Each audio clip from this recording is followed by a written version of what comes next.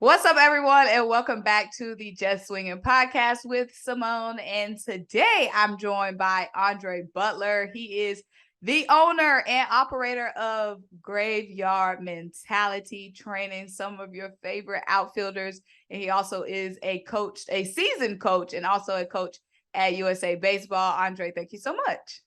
Appreciate it. Thanks for having me on. Of course. So, Andre, we were talking before about, our Philadelphia Eagles fan. Are you a Phillies fan too? I'm everything. Phillies, Eagles, Sixers, my three major sports. And then like hockey, I'll root for them if they're in the Stanley Cup. But like Philly through and through. But now that we here in Georgia, my son might grow up an Atlanta Braves fan, and You I'm probably okay with that. will. I'm okay with that because it's a good ball club. So we'll cross that road when we get there. Yeah, my overall team, because my mama always said you only got one team. Like, you can only really have one team. My Right. team is the Eagles. And so I have an Eagles channel where I was just talking about the Eagles all the time. I'm a Braves fan though, because of course in North Carolina is Braves country. And my Eagles people, I got love for the Phillies just because my subscribers on YouTube, they love the Phillies. So Right. I'll show them a little love here and there. We'll see in a couple months who come out on top. We'll find out. Yeah, we'll see. So, how did you first get introduced to baseball as a player, Andre? Oh man, like growing up in Philly. So I grew up in like some people say they grew up in Philly, they grew up in the burbs. Like I grew up in the inner city Philly. And honestly, like baseball wasn't like the biggest sport that was played. Again, being a black kid in Philly is different. Um, you gonna play basketball, you're gonna play football. So honestly, like my older brother played baseball. So like any other sibling, you do everything your older brother does. Um, I was a little bit better than him. I enjoyed it. I enjoyed what the game gave to me. It gave me ability to kind of connect with some folks.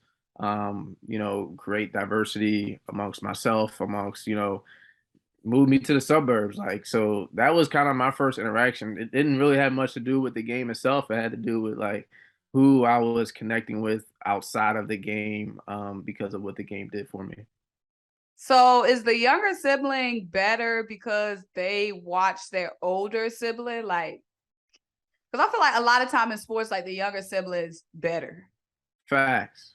And my brother to this day, like he tore his Achilles twice, like Mm. within the past, I don't know, 3, 4 years, and I'm like, I'm not gonna do that, knock on wood, but it's like now I'm able to watch him and see you don't stretch, right? You're not stretching, Mm-hmm. so now I know I go out and stretch when I do my activities. So I think Mm-hmm. that's exactly why the younger sibling is better. So I mean, I say it. If my mom would have had a third kid, like a third son, he would have been legit. Yeah, Like, I I bet. think he would have been legit. I'm so glad I'm not the oldest child. I'm the youngest of three. So, they go to all the whatevers, and then I got everything a smooth paved path now because they already did whatever. I'm the last Right, one to do it. So right. you played college baseball at Eastern University. When did you realize you wanted to take baseball to the next level? It was kind of out of high school. Like I was a shy kid in high school, and it was like I just honestly like I enjoy being on a team. Like anybody else, like you enjoyed the little bit of benefits that baseball and playing sport gave you. But at the time, I picked it up a little bit later than what the average kid's gonna pick up baseball, from a serious level. So when I started picking up, I realized I was getting good at it. I wanted to say, well, let's see how much better I can get. So I was what you call a late bloomer. I was fortunate to go to Eastern and start as a freshman. And honestly, like that is what made me the player that I was, and then also obviously the coach I was, because as I got into my junior and senior year, in fact, I actually hit better with the new bats. Not to give I mean, I'm only 32, so I'm not old, but I was in the era where we played with the old bats, and then it made the loud ping, and then the new bats because of safety. And I actually hit better with those newer, true metal bats than I did with the old ones. So um, that kind of was my career, and then I was able to start coaching right after that. So when did you realize that you wanted to get into coaching? Like, when did start to wrap up the playing career? Because like many other kids graduating college, it's like, well, what do you want to do? I don't know. I'll stay around the game, right? I don't know. I don't know what I want to do. Honestly, that's how it happened. My head coach at the time was like, "Yeah, you'd be good coaching." I'm like, "I don't got anything else going on next fall. Like, sure, sure, let's do it."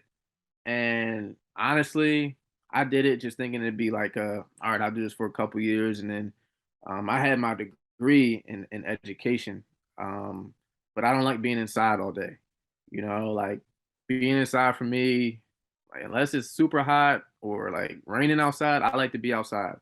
So I knew I didn't want to teach, and that's when I first got into it. I was like, all right, this is cool. But the hardest part was I was 22 years old, and I was coaching players that was 22.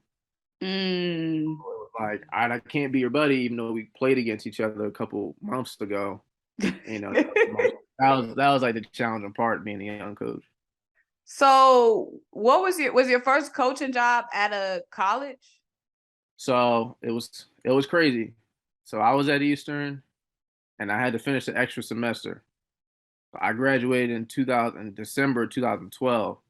But so that fall semester, I was actually getting my undergrad finished up at Eastern, but I was actually coaching at Swarthmore College. So technically, and I can say this now because I was doing it, but technically, I wasn't You were graduate. I supposed didn't have to. it. I mean, I was. I had permission from the athletic director. So we were good.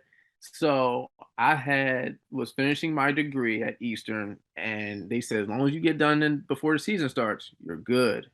So I would go to class and then go to Swarthmore College and start coaching there. And I was like, cool, I'm gonna be at Swarthmore for a while, it'll be great.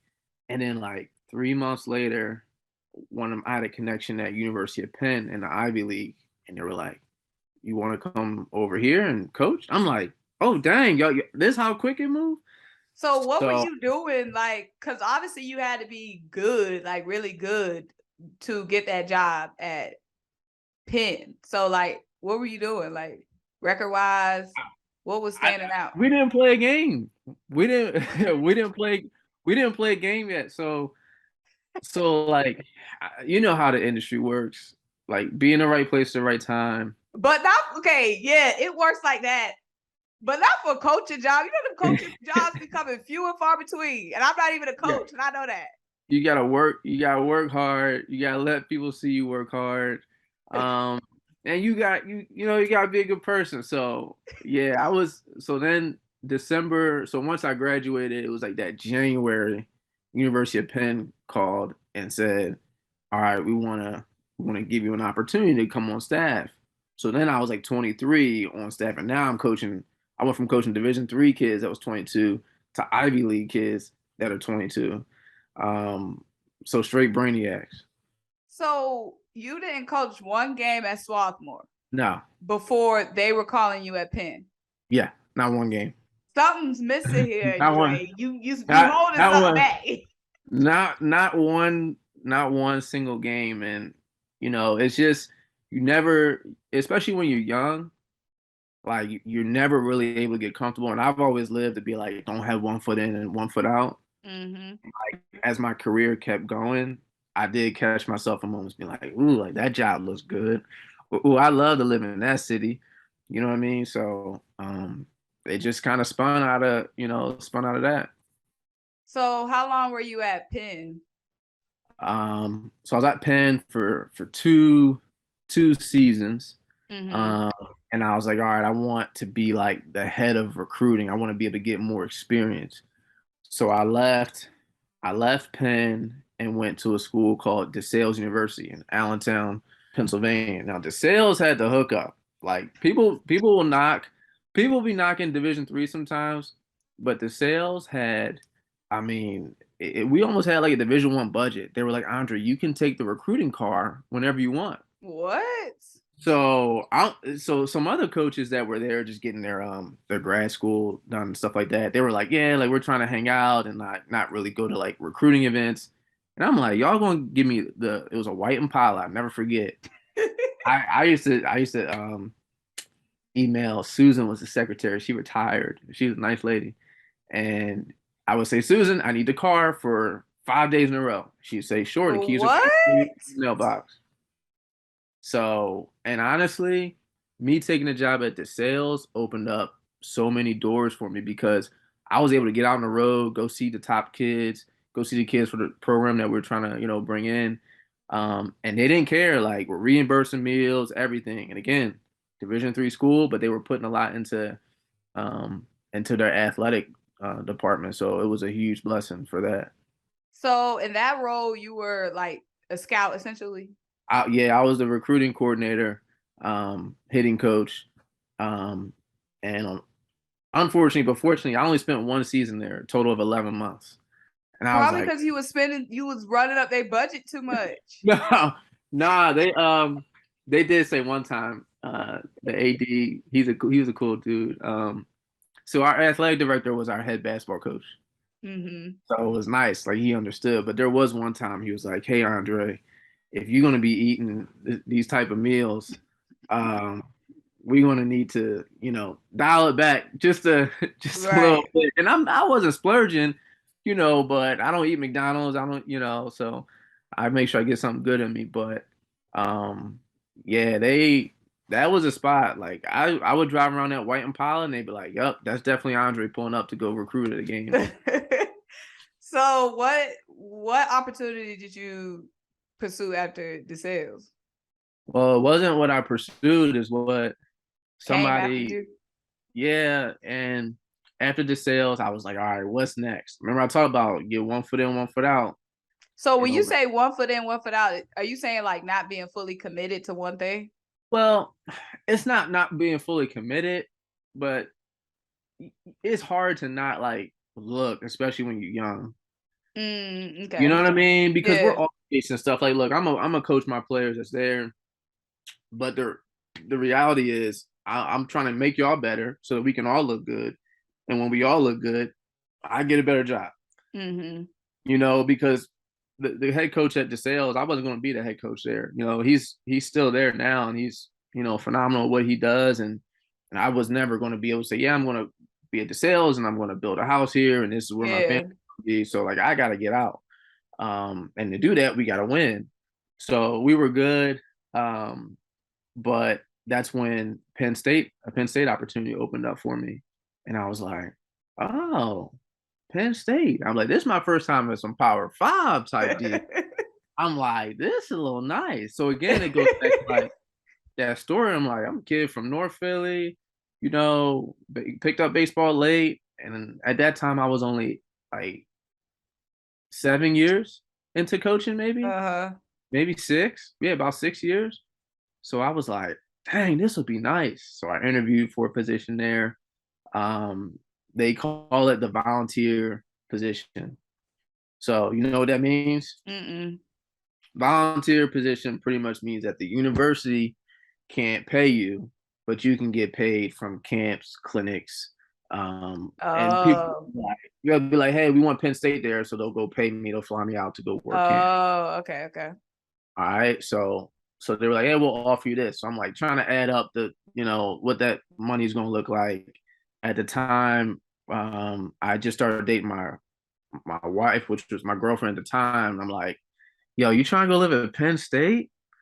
And she's like, I don't know, ask my dad. So I had to ask my father-in-law, hey, can I get your blessing so we can like live together? So where were y'all based at currently at that we time? we weren't living together. She was living in Philly and I was living in Allentown, which is Oh, okay. like an hour away. But it was cool. Like timing was interesting because we were both working. She had her corporate job. I had my baseball job, so we kind of saw each other twice a week, if that. Um, and then we made that move to Penn State. And let me tell you, like, I can talk baseball all day, but like, shoot, the football games, like, like I know they was lit. it's so easy to sell the program. So I'm recruiting kids and I'm bringing them on campus. I'm like, all right, we got J. Cole concert on Friday, so we get them tickets for that. And we got Penn Right. State, Ohio State. We got Saquon, we got Trace McSorley, we got Miles Sanders. Like we have a whole group of good athletes there. It was so easy to recruit. And so you just brought the guys to the football game, gave them some sideline passes. Yeah, that's it. Here's your tickets. We're on the sideline. You know, I mean, no matter how cold it is, like it's Penn State. I know us here in Georgia is like, oh, UGA, go Dogs, but Remember, I'm from North Carolina, so I don't North Carolina, they all right, but no, I'm just saying I ain't with that dog culture, like right, with that. right, yeah. But so when did you start graveyard mentality? Was that at UPenn? I always get UPenn and Penn State mixed up because my sister's boyfriend, he went to UPenn, and Mm-hmm. Lord Jesus, if I say he went to Penn Don't State, do that. That's a slap in the face. You know how good, you know how smart you gotta be to go to UPenn. And no offense to any Penn Staters out there, but it's a state school, so oh, let me tell you, because I went to NC State. My sister went to Duke. She be drawing all them lines between the Ivy League state schools all the time. I know them lines. right. But did you start it at UPenn or at Penn State? I started graveyard at Penn State, so my outfielders were being lazy one day, and I'm like, oh, this ain't it. I'm like, this ain't fun. I said they not having fun. No, I'm not having fun. I'm like, man, I need something. So I go back to my house. I'm like, man, we need something crazy, but something that's gonna stick. You know, something that's authentic, not any eyewash. So we came up with the graveyard, a place where the hopes of base hits are laid to rest. And it just was with my 6 or 7 outfielders. And that was it. And then while I was at Penn State, I had an opportunity to speak at the American Baseball Coaches Association. So I go there to speak, and I'm thinking like, go speak, a couple hundred people maybe, and it's like 5,000 people. I'm on stage, and I'm like, oh, okay, let's get it. And I'm always super excited. I got a lot of energy when I speak. So as soon as I get off stage, people are like, oh, do you have those t-shirts? Or, oh, like that skull head's really cool. Or like, oh, who does it? And then I started having to sell gear. I started having to put together a website, and then the whole thing. It's crazy how things work. I'm definitely really spiritual, and like I didn't realize I was creating a whole business, while I was there. Because 2 years, I got promoted at Penn State. After I got promoted after my second year, and I was like full time third base coach, everything. And like I talk about having 1 foot in, 1 foot out, I did it, and I was fully in. But I had to ask myself, I was like, is this what I'm gonna want forever, or is there something more behind this? You know what I mean? Because I can't run a full business while being Yeah. recruiting coordinator at Penn State. You can't do it. So I was like, I told my wife, I'm like, yo, we out.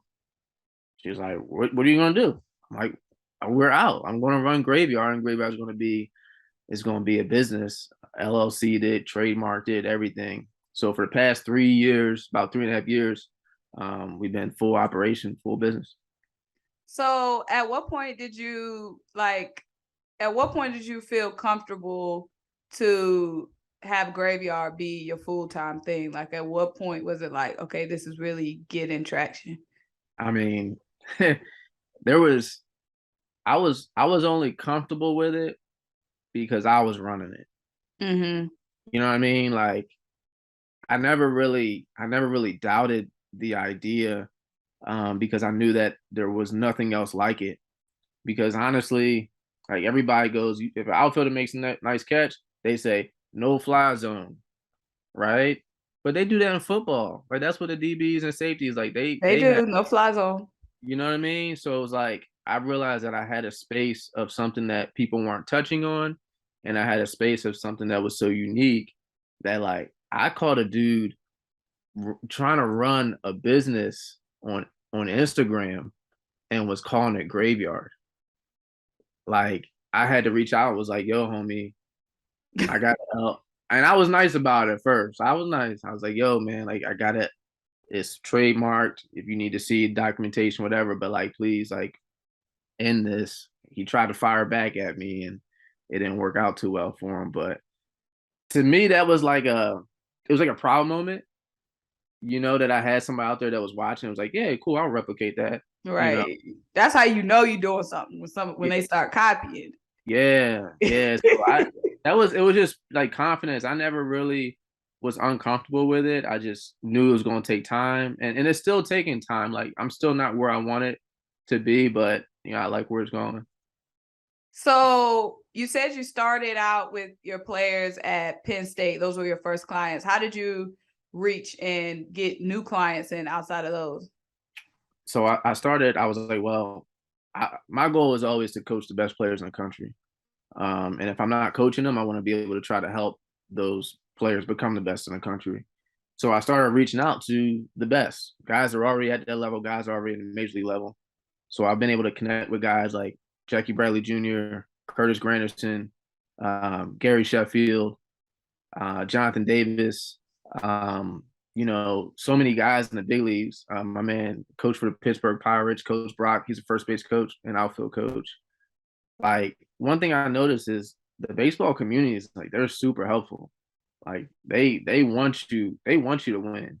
You know what I mean? So I just shout out my Hail Marys was like, look, I'm trying to learn like what you guys kind of learn, and even if it's just one conversation or two conversations, that just goes so far from me. So I did that the past 3 years, and that's been a blessing to me. So what kind of clients do you take on? Is it just professional, college, high school? Is it all any level? Mostly high school and college. And honestly, the way people find out about me is, and I don't like people getting into like the business aspect and start like pushing the sales and stuff like that. Like I let my social media take care of itself. I let my Google, every event I do, it usually creates an article or something. So mostly high school kids, because here's what happens.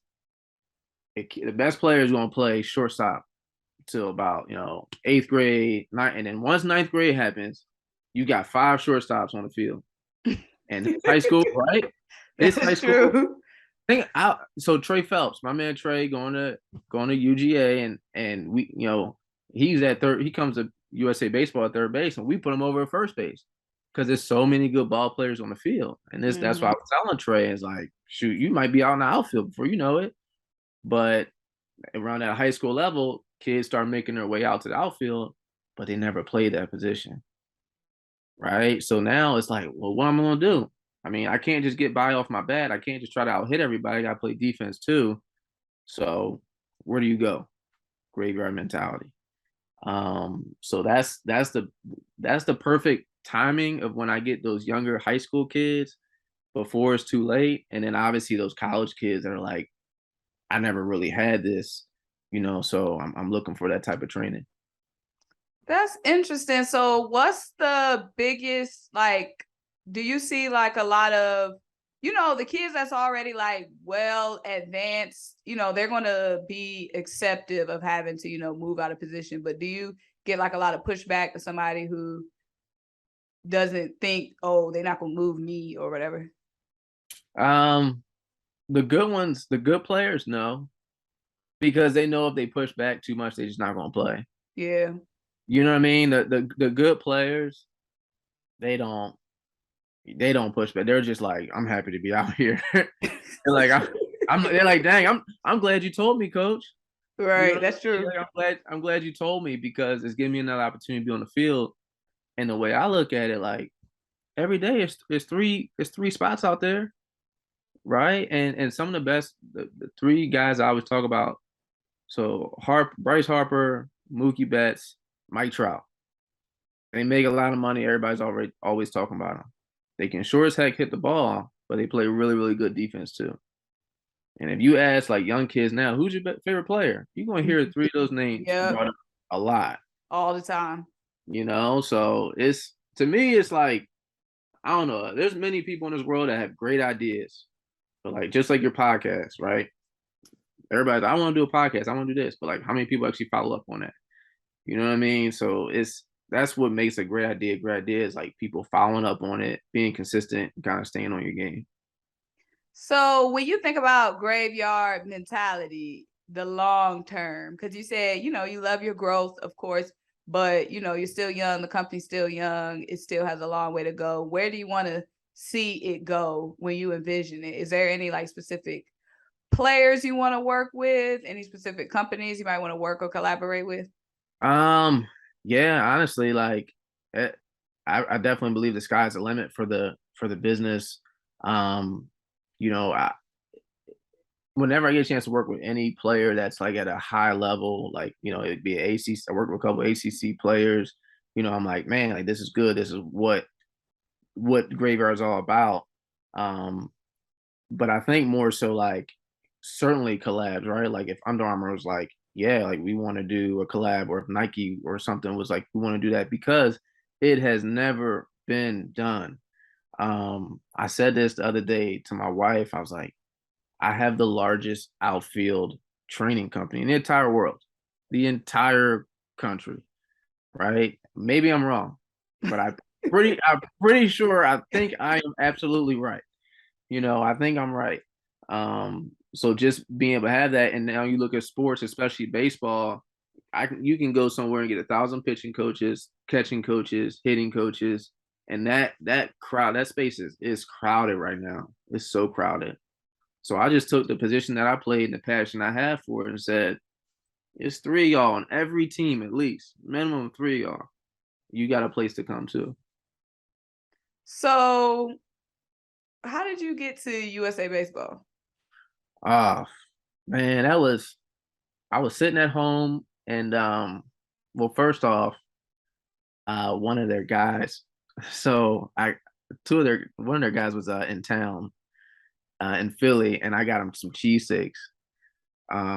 We went down to Pat's down on South Street, and we just talking. I'm all about networking and You staying in are touch. all about network. If it's one thing I learned for this call, Right? You got to. I told you that I was a late bloomer, so like you gotta, you know what I mean? And I'm from Philly. We know how to work the system a little bit. Um, so I'm like, yeah, I'm just get you some cheesesteaks. I always believe in breaking bread with folks. And expecting nothing back from it. I think that's the biggest thing. Like whatever comes, but like I'm not expecting anything. So we just talk, we eat, cool. And then my name had been put through to do some events with USA Baseball. And at the time, COVID had hit. So I think we had 1 year off from PDP, nothing happened. And then like Ashley Bratcher, who takes care of our 18 and under national team, who's currently competing for that gold medal right now and about to win that thing, she reached out and said, hey, you want to work some events? Now, there's different tiers of USA Baseball. There's a lot of levels. Mm-hmm. And she put me down on one of the biggest levels, red carpet level, player development pipeline league. At the time, I didn't know what this league was, right? I'm like, let me Google, what is this? Who's going there, right? All right, this player, that player, okay, cool. And then I'm like, all right, there's some big league dudes on the staff, and then my name next to them. So I did that last year. I think I worked three events, including the PDP league, and then this year, I got invited to the 18U trials. Did PDP again, but then did 18U trials, which is like we take. For those who don't know, PDP is the top 100 high school players in the country. We take that number and get it to 42. So for 42 of those guys go to trials. We take that number and get it to 20 or 21 kids. And then that team competes for the national 18U national team. So I just did that in Florida. That was wild. Like it's crazy because like these kids compete for travel ball all the time, and like they never really get cut. Oh yeah, But that's a good point. you know what I mean? But like with trials, the chance to like play for your country, a chance to win a gold medal, it's some tears of joy and some tears of sadness. So, and this is only my second year with them, but I love the direction it's going. So we gotta wrap this up because I got the free Zoom. But